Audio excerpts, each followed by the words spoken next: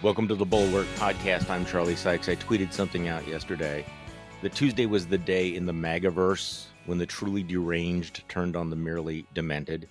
It's hard to put into context what is going on as you have the conspiracy theorists lashing out with just your usual sycophants.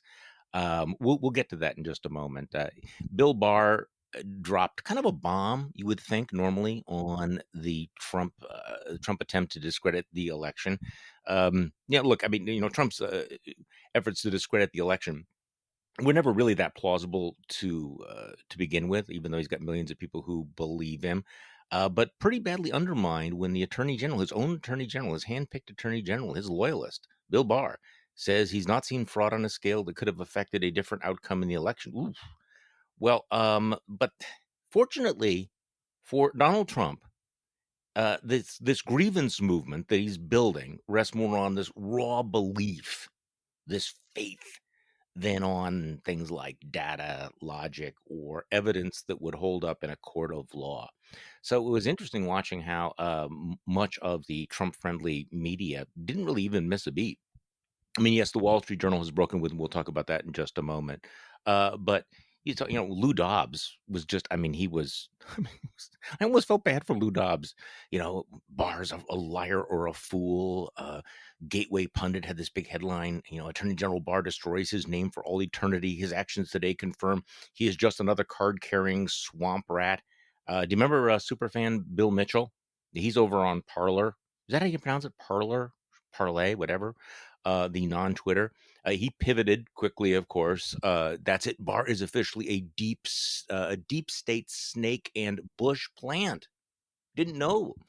Trump's legal team, Giuliani and Ellis, of course, also lashed out. There hasn't been any semblance of a Department of Justice investigation. But here we are. We are now 6 days away from the safe harbor date for the Electoral College. We are less than 2 weeks away from the actual formal casting of the Electoral College votes, which will confirm Joe Biden's win. And the Attorney General saying that there is no evidence of fraud. And quite frankly, I don't think it's going to make any difference whatsoever to the way Donald Trump is going to continue to tweet out the conspiracy theories. He's going to continue to raise money. And you're seeing something rather strange going on here. In my newsletter this morning, I quote Tim Alberta as saying, "The right's descent into madness is nowhere near complete. Mark my words. This is going to get much, much worse before it gets better." And he's coming specifically about this videotape that's circulating about conservative Christian radio host, author Eric Metaxas, who used to be considered a serious guy. Is interviewing Donald Trump and says, "I'd be happy to die in this fight. This is a fight for everything. God is with us." And, this would be disturbing in and of itself, except he's doing it in the background. There's the My Pillow guy, a cutout of the My Pillow guy squeezing his pillow. People are talking about dying. Mike Flynn, the retired general, is, signed on to a manifesto calling for Trump to declare martial law, to immediately declare a limited form of martial law, and temporarily suspend the Constitution and civilian control of these federal elections for the sole purpose of having the military oversee a national revote. This isn't crazy or anything, right? It's not crazy. So, and meanwhile, there's a special election coming up in Georgia. So joining us on the podcast today is our good friend from the National Journal, Josh Kraushaar, who's got a great piece about Trump's suicide squeeze play in Georgia. Josh, thanks for joining me. I appreciate it very much. Hey, Charlie. Good to be back on the show. I feel like I missed a couple of things that we should talk about, including the Department of Justice investigating cash for pardons. Who knows where that's going? That could be messy, right? I wanted to talk about your first point, which is, we're seeing these increasingly fringy figures from Sidney Powell to Eric Metaxas to Gateway Pundit, tripling down on the crazy. But when when you look at the bigger picture of the week, I may quibble with Tim, my good friend Tim Alberta, a little bit. I don't know if these figures are going to be representing the conservative movement, the right, in a post, once Trump leaves office. To me, the bigger picture this week is that Attorney General Bill Barr broke with the president for the first time, or at least for the first significant way since he's been in office. The Wall Street Journal editorial page slammed the president today with his, increasingly ridiculous allegations of fraud. National Review wrote a very compelling op-ed attacking Trump and his Looney Tunes arguments. And even like Arizona Governor Doug Ducey, who's been one of the more loyal Trump allies in the governorships for Republicans, wrote a 9-part tweet rebutting Trump's arguments about the election and underscoring the legitimacy of Arizona's election count. So, I hope we're not talking about Gateway Pundit in January. I hope we're not focusing on some of these ridiculous figures. And I think in a weird way, like the fact that we're seeing a movement where only these fringy figures are the ones that are really drinking the Kool-Aid, I think that's a sign that we're moving, the Republican Party is slowly but surely kind of divorcing itself from some of the worst excesses of Trumpism. So you're saying that maybe the fringes are going to be pushed back to the fringes where they belong, that they will in fact return to the fever swamps. So like my theory of Trump and the Republican Party, which is a theory, but it kind of is making sense as we've been going through this transition, is that we're kind of going backwards in time from 2017 when Trump first took office, and he was lying about the inauguration crowds. He put Sean Spicer out there. It felt very disruptive and disorienting when he was just saying these crazy things that we've never heard from any president in our lifetimes.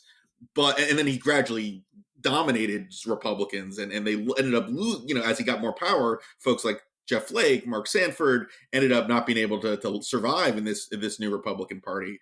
I think we're kind of in the next 6 months, we're going to be kind of where we were in the summer of 2016, where there were Republicans, like Ted Cruz was at the time 4 years ago, sort of trying to keep an arm's distance length from Trump, maybe not condemning him outright, but there's going to be sort of a period of time where he's not as relevant and he's not as significant as he was. So, I mean, that's my I guess that's an optimistic look. But look, we're already seeing signs of Republicans starting to tiptoe away from the crazy, and I think that's an encouraging moment.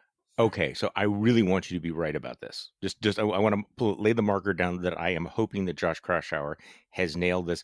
But let me just push back on this. Like, let's go back in time to 2015, 2016, when there still were Republicans who were willing to call out the crazy. You know what happened? They all caved in, and I'm telling you. See, I have this gut sense that if Donald Trump does, and we're getting the reports that he's not only not going to show up at the inauguration or invite Joe Biden or even talk to Joe Biden, he may even announce that he's running in 2024. If in fact he runs in 2024 and it looks like he's going to get the nomination and get another term in office, all of these folks are going to come back. freaking Ted Cruz is tweeting out yesterday that he wants the Supreme Court to take up that crazy lawsuit from Pennsylvania, which would effectively disenfranchise 7 million people. So the crazy's still strong out there. And these people will come back to Trump because they've done it before. If they were willing to accept everything in the past, why wouldn't they accept it in the future? So yeah, I agree with you. All of these are like, the shoots of hope, but I've seen them before. And the vast majority of Republicans, though, are still in the fetal crouch. They are still silent. They are still saying nothing. They're still afraid of the tweets. They're still afraid of offending the base. And again, I've lived through this before, and I've seen how the anti-Trumpers who are going, this is really, really, really terrible. Guess what?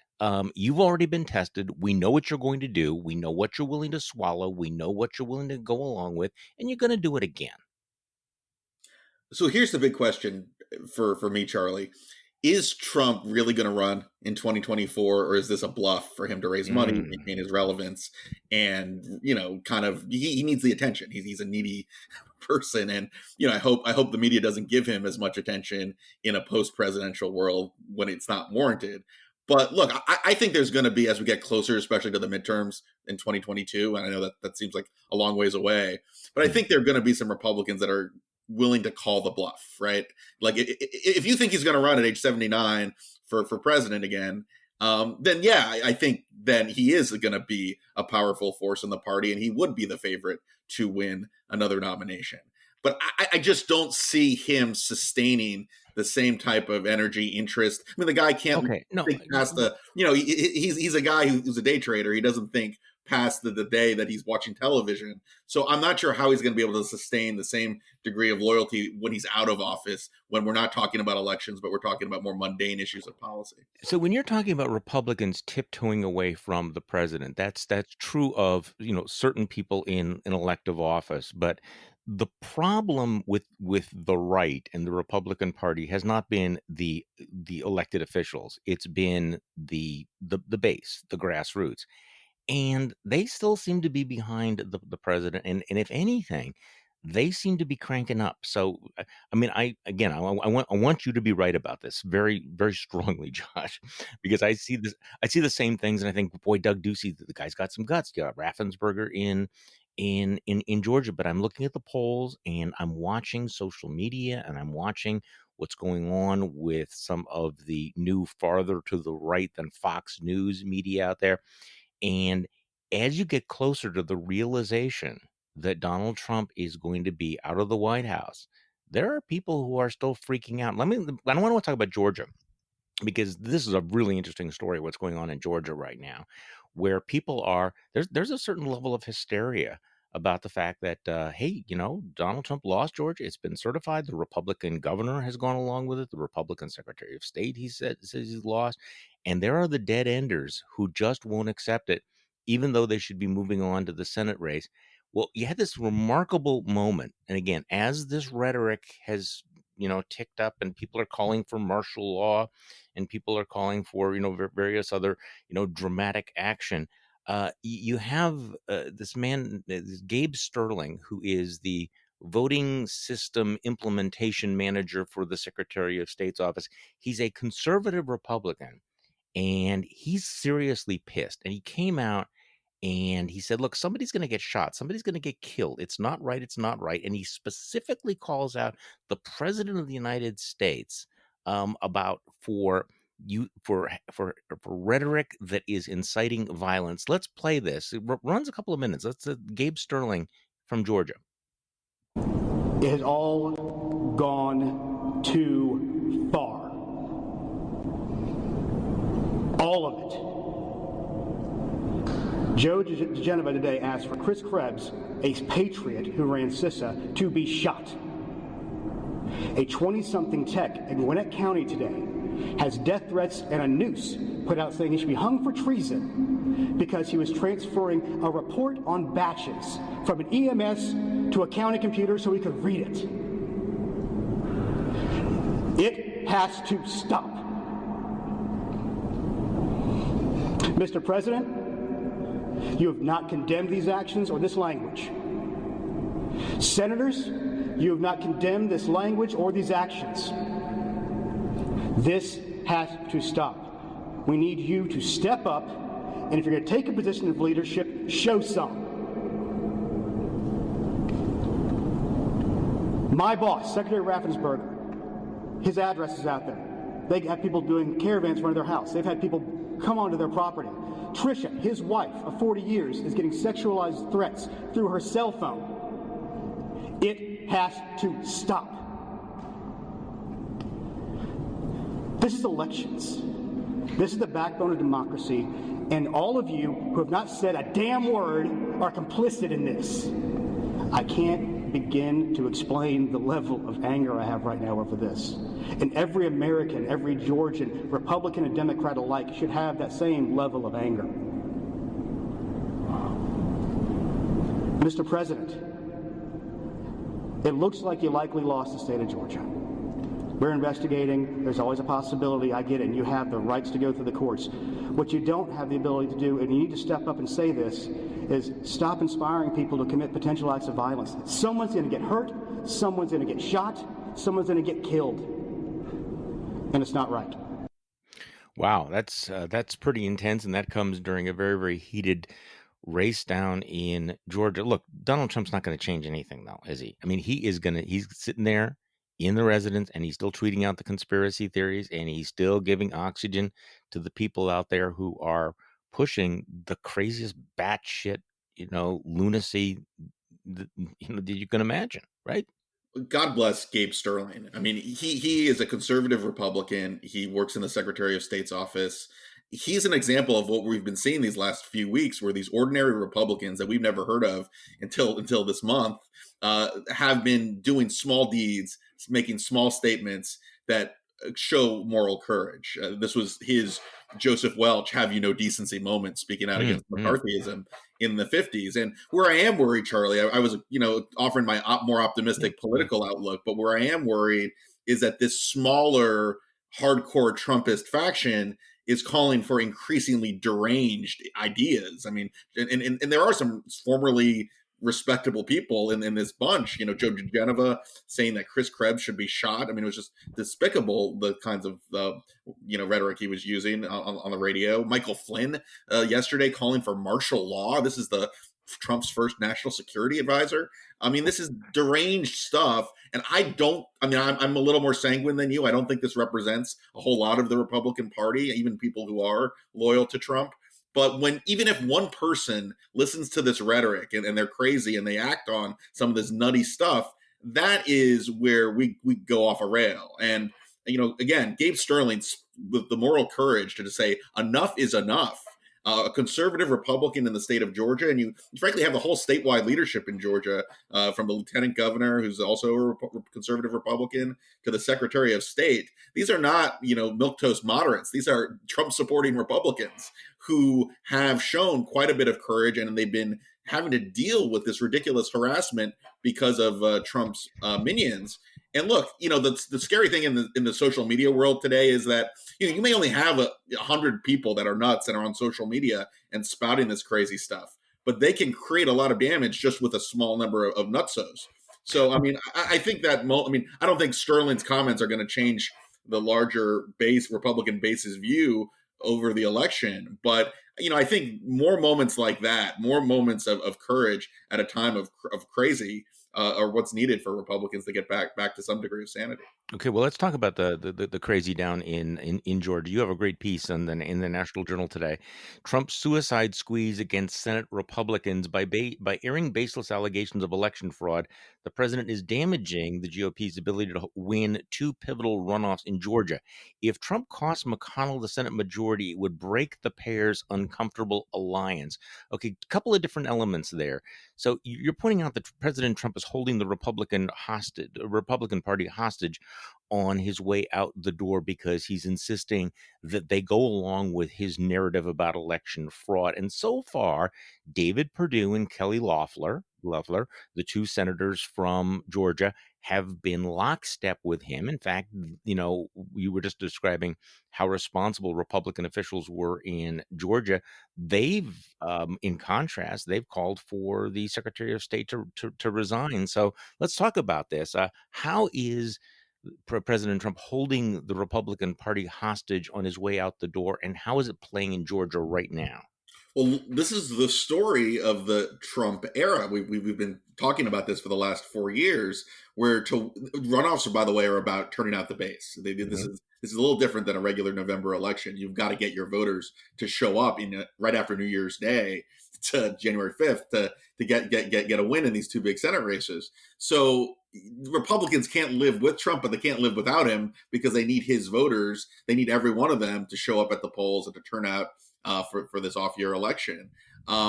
We've seen this in primaries. Anyone who speaks ill of Trump, Trump ends up sending a tweet, and enough Republicans end up rebelling from that candidate. And we're seeing the exact same dynamic here, except the stakes are even higher because McConnell would lose his Senate majority if Republicans don't win at least one of the two seats. I also think there's sort of a different way of looking at it as well, which is, if Trump doesn't play ball with the party, there's been this sort of immoral agreement that helps McConnell get conservative judges. He's gotten conservative legislation, and he overlooks the worst of Trump's behavior. And that's not really sustainable after this election. If Republicans lose the Senate, if Trump decides not to play ball with the party, if he hangs on to these grievances and doesn't help Perdue and Loeffler win, if McConnell loses the Senate and realizes that Trump is a more destructive force outside of power than a constructive force, there's going to be a come to Jesus moment for someone like McConnell, who above all, is a cold-hearted tactician. He wants to win. And he thinks Trump has been a vehicle to help Republicans win. But if Trump ends up single-handedly costing Republican Senate seats in Georgia, that calculation is going to change after the election. So I think Trump may not realize it, but he has a lot on the line himself for the future. I mean, if he wants to be a major player within the party, if he wants to, allow Republicans that don't love him but think he gets them votes to bite their tongues, he's going to have to deliver a win for the Republicans in these two big Senate races. So what happens when he goes to Georgia this weekend, right? He's going there this Saturday, and he's going to be campaigning in Georgia. This is a state where he's insulted the governor, Brian Kemp, said he's hapless, called the Secretary of State, Brad Raffensperger, an enemy of the people. He's supposed to be campaigning for the Senate candidates, but is he going to be able to restrain himself? And what happens if he goes in there and he starts attacking other Republicans? I'm trying to imagine what that scene would be like. But of course, that's how he launched himself in 2016. I mean, he went around the country, insulting Republican officials, and it, didn't stop him from getting the nomination. Republicans don't know exactly what he's going to say. This rally on Saturday is going to be more like a traditional Trump rally where he's going to speak about his grievances and probably will attack the Republican governor and probably will attack the Republican Secretary of State. Essentially, Senate Republicans just want him to spend a few minutes saying nice things about Kelly Loeffler and David Perdue so they can cut it in a 30-second ad and put it on TV. And they think that if they can accomplish that, game over. But they're not even sure if that's going to happen. I mean, the fact that, as you mentioned, Charlie, Perdue and Loeffler have been kind of indulging the president's fantasies and sounding, increasingly, like they're buying into these conspiracy theories themselves. I mean, that's not in their interest either. In fact, Biden won the state of Georgia because he flipped suburban voters in Cobb County. He flipped the suburban moderates that couldn't stomach Trump but did vote for Republicans down ballot. And if Trump ends up, continuing to go down this rabbit hole, not only may he struggle to turn out all of his base, but a lot of those swing voters that went towards Joe Biden may end up being so turned off by these two Republican senators that it could cost them the election at the same time. Okay, so but a realist look at Georgia would note that Republicans have a long-standing structural advantage when it comes to these runoffs, right? That a betting man would be better off putting some money down on the Republicans actually pulling this out, despite everything we've been talking about. So what happens to a Republican Party that's being held hostage by Trump's election fraud conspiracy theories? Now, what happens if Perdue and Loeffler win? If it works, if the crazy works, if calling people like Brad Raffensperger the enemy of the people succeeds, then doesn't the hostage taking last a lot longer than just the Georgia recount? I'm just trying to think. I mean, you're right, Charlie. I mean, that's right. I mean, look, this has been the story of the last 4 years. I mean, right. I think the story of the last 4 years continues if Trump ends up playing enough team ball in his campaign appearances, says enough nice things about the senators, this uncomfortable, awkward alliance between indulging Trump's crazy while also trying to get what you want out of him politically. And so I do think there would be some degree of, I mean, look, the Republican Party right now, as I wrote, is an alliance of the establishment, the traditional Republicans, that's about 50% of the party, and the Kraken. It's about 50-50, and you can't, a party divided, as McConnell, understands politically, they can't win elections if you're half the party. So they've been, McConnell has been indulging these conspiracy theories and the crazy, but he knows that if he gave a statement attacking Trump, they would not just lose these Georgia elections, but the party would be divided in two. So I mean, there's certain political cynicism that's been going on throughout the whole Trump era, and it would continue, I would think, in the post-election. Well, continuing the post-election means that for the next 4 years, the Republican Party is married to the Kraken, that the Republican Party is married to Donald Trump's lies about the election, that they're going to have to, at some point, because let's face it, Donald Trump 2024, at the centerpiece of that, at every rally, every chant, is going to be that he was stabbed in the back, that the election was stolen, that there was massive fraud. It didn't happen. There's no evidence that it happened. They weren't able to flip a single vote in a single courtroom anywhere in America, but it will be central to Trumpian trutherism, and the Republican Party is going to be held hostage by that for another 4 years, right? But I mean, there's a big difference, though, and we've talked about this before. Trump won't be in power, so he'll have power of Republican Party voters, and that will affect the Republican Party side of the electorate.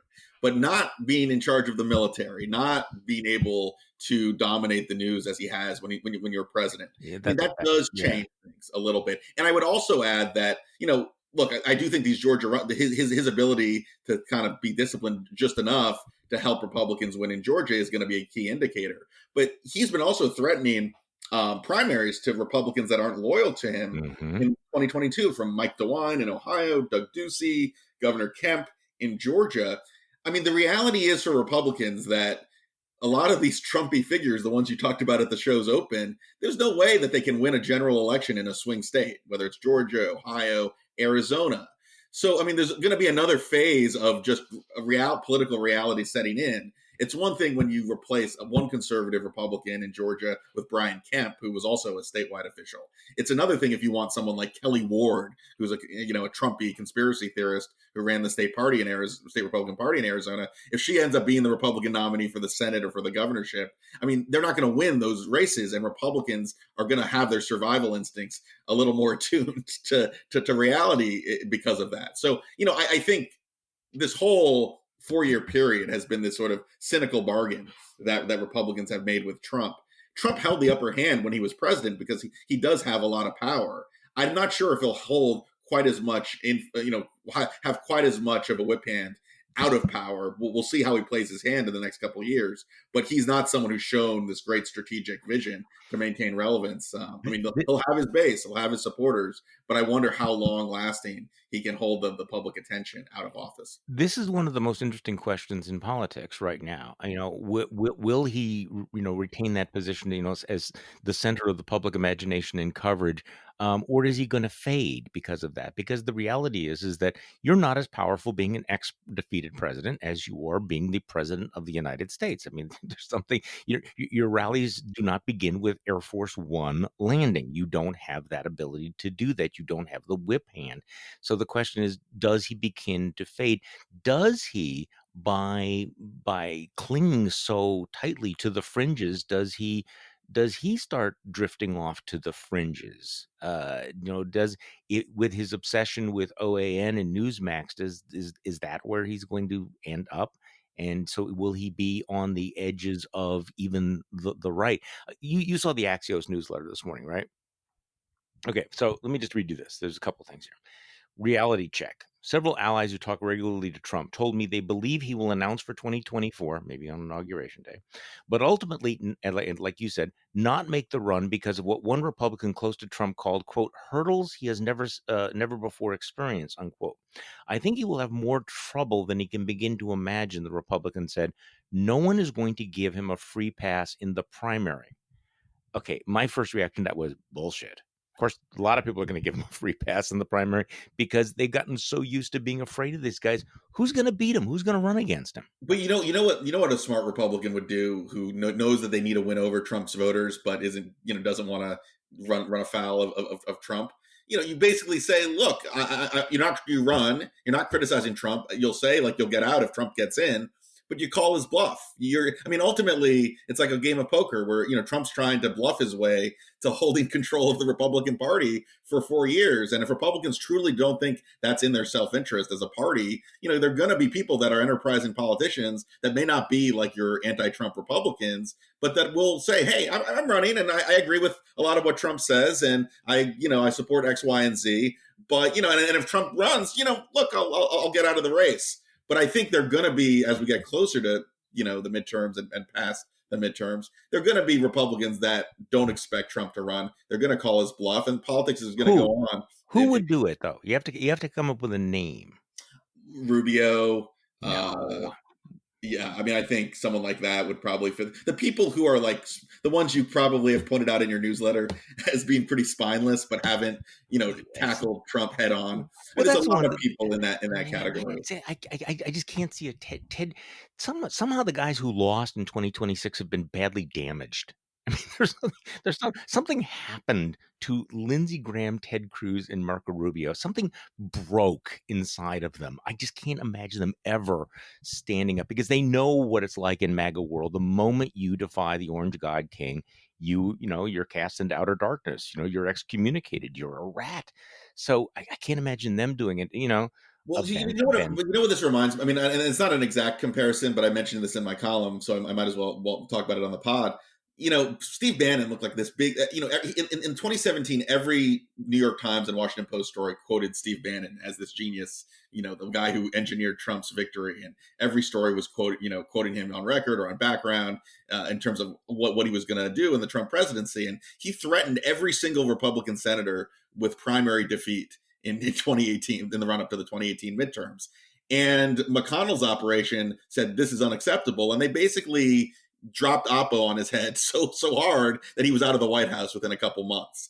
I'm not saying that that's going to the Bannon is Trump, and clearly what they did was they kind of disconnected Bannon and his kind of freelancing with Trump himself. But I do think that if Trump continues to kind of go off the deep end with some of these conspiracy theories and marginalizes himself and doesn't have the staff around him to give him good advice, I think what the Republican Party politics are going to look like in 2021 and 2022 is going to be different from what it looks like right now in December of 2020. yeah, I do think that's possible. Although it is amazing to me that we continue to have millions of Americans that are just believing a lot of this stuff that will go to their graves believing that this was stolen, despite the fact that there's any evidence. And I'm sorry to use words like stupid, you know, because that's elitist, I suppose. But some of the analysis that you're seeing now of the election, well, there's just no way that he could have overperformed in these metropolitan areas, or why was there this dump at this time of night, is just based on fundamental misunderstandings of the way the process worked. It worked exactly as it was supposed to work. Um, there are the folks who are just cynically exploiting all of that. But then there are millions of Americans who do believe that Joe Biden is not illegitimate, and that's going to be a problem. I mean, this is going to be so. I mean, I talked about this with Amanda Carpenter yesterday. We used to have the worst case scenario was that Donald Trump would refuse to show up at the inaugural. Now we've gone one step beyond that. Not only will he not show up at the inaugural, he might stage a counter event where he announces for 2024. So the question is, if you're a Republican, do you dare show up at Joe Biden's inauguration? See, this is where I think the held hostage thing doesn't end with Georgia. And they keep thinking there's an off ramp. I mean, I think they keep thinking, oh, you know what, he's going to get over it, and this will happen, and this will happen, and everything will be okay. Except on January 20th, where do you go? You're all dressed up. You got two dueling bar mitzvahs. Which one do you go to? Yeah, well, I mean, I actually think that the big test is going to be, does Mike Pence show up at the inauguration? We know Trump isn't going to show up at Biden's inauguration. I think it'll be interesting to see what the vice president does, because he has a potential political future of his own that may run against what Trump wants to do in 4 years. So I think Pence is going to be one guy to watch as far as the inauguration goes. Ooh, that's really interesting. What do you think? Yeah, I do think there will be quite a few I do think that might be the first. I mean, well, so I don't want to make any predictions because it's hard. I don't have any inside information, but I do think that it's very possible Pence shows up even while Trump is doing a counter protest, because ultimately, if Pence wants to run for office, I mean, Trump would totally foreclose any chance of Pence. I mean, he's the one guy who can't really go against his boss, but by kind of subtly sending a different message than the president, it might be a signal for the party that This he's is how trying to this is be how a this good is leader. how this is how screwed we are. That normal things like, for example, Secretary of State certifying an election result now becomes a big deal. Will the Board of Certification vote to advance this? These are things we never even thought about before. Would the vice president show up to the inauguration? And it's, I don't know. I mean, given the last 4 years, I have no optimism about anybody behaving in any way respectful of norms, because that if Pence shows up, I mean, he's dead to Trump world. Well, I do think it's interesting that very few senators, Republican senators, even though they haven't publicly said, "I congratulate President-elect Joe Biden." I don't think, I mean, it hasn't been, I mean, maybe Ron Johnson, but there's been very few, maybe Lindsey Graham, Ted Cruz, but it's the distinct minority of Republican senators that have actually said, "I don't think Biden won the election," right? I mean, they've Right. just shut up. They've basically gone radio silent. So I think I mean, and even McConnell at his pen and pad yesterday said, the new administration and is already gaming out how to deal with the stimulus, how to deal with COVID. So I do think reality is gonna set in. I do think a lot of Republican senators and lawmakers are gonna be there. I would distinguish like the Matt Gaetz, Jim Right. Jordan faction from some of the more traditional Republicans. But yeah, I mean, that's why I think Mike Pence is going to be such a fascinating figure, because he does his whole political career is, his national profile has been advanced by Trump. So he's the guy who can't really afford to stab the guy in the back, because he has no political future himself if he does that. So I want to reiterate that people are going to be surprised by what's going to happen on January 6th. They shouldn't. There will be one of these last minute spasms. The Matt Gaetzes of the world will try to disrupt that normally just ritualistic opening and reading of the Electoral College votes. Under the system, all you need is one member of the House and one member of the Senate to force a 2-hour debate on whether to accept a slate of electors. Now, lots of members of the House, I can imagine doing that. Not sure which senator would do it. Who would be crazy enough? Rand Paul. But and again, that's another one of those dead enders. Don't show any respect. What norms have not yet been broken? Make a list of those norms, because they're all going to be shattered on the way out the door. But here's where I guess I differ a little bit, because once Biden is president, like, that reality is obvious. Like, you can't, you have to like live in a bunker and live in your own earth too to deny that. Is that, what I mean? Yeah, they can oppose his nominees, oppose his legislation, but that's boring stuff. That's not stuff that gets you excited online to oppose a stimulus bill or oppose COVID relief. And there's going to be a lot of legislating in the next year, and there's not going to be a whole lot of culture war fighting, at least at the top levels. So, I mean, is that attention span going to be able to be No. served when Biden actually is president, and you actually have debate over more substantive, boring policy related issues? Then, of course, you'll have the trial of Donald Trump, which will be like the OJ trial of. No, I see. I'm hoping you're right and that I'm wrong about this. It's just that, the experience of the last 4 years has not made me optimistic. Okay, so let's talk a little bit about. I know you've written about this. I'm still trying to get my head around what happened at the, down ballot races, including what looks like to be an absolutely razor thin House majority for the Democrats, which nobody saw coming. I mean, nobody on either party. It looks right now that the Democrats are going to have something like 222 seats, and 218 is a majority. So 4 vote majority. Is that what it looks like to you right now? Yeah, I mean, I think a 5-vote majority. 5? I mean, Republicans won every single toss-up race, which is Amazing. usually that would indicate a red wave. Usually Yeah. that would be a huge night when one party rather sweeps all the close races.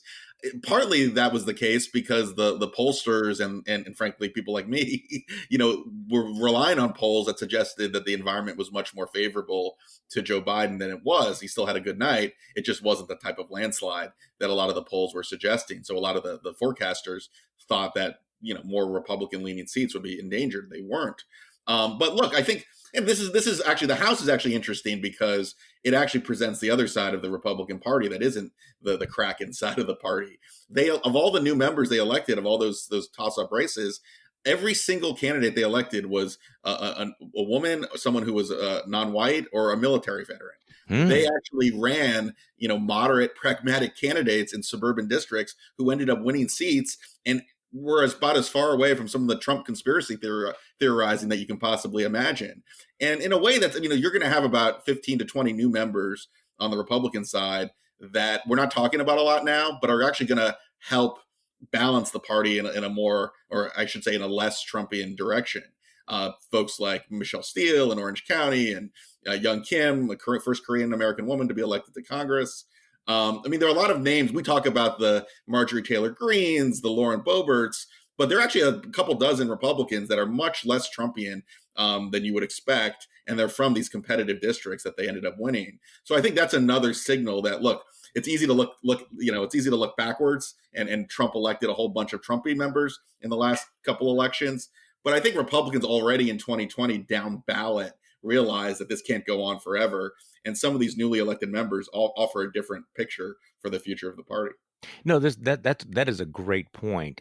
It's also worth remembering, that these are still the lines that were driven, drawn 10 years ago, and that give Republicans a certain edge, and that Republicans, were able to keep their majority in 2016. Well, they were able to keep their majority in 2012 when Barack Obama rather handily won re-election, and yet you still had a Republican House. 2016, Hillary Clinton won the popular vote, but the Republicans held the House.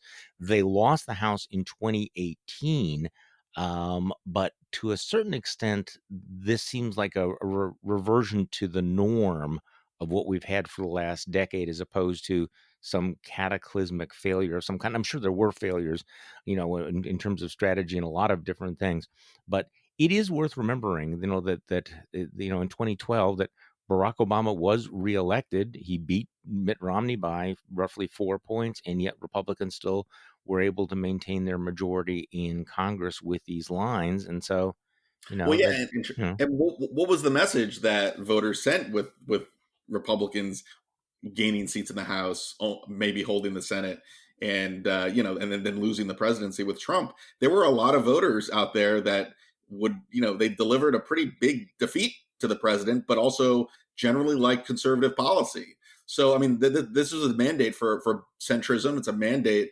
against Trump, but for pragmatic governance. And you have a divided Congress and a Biden presidency. So, this is, in a way, it's sort of a kind of a case for the bulwark. It's a case right. for more sane politics. And look, I do think that the parties themselves, the loudest voices in the parties, are getting more and more extreme. But in a weird way, they're kind of checking each other out.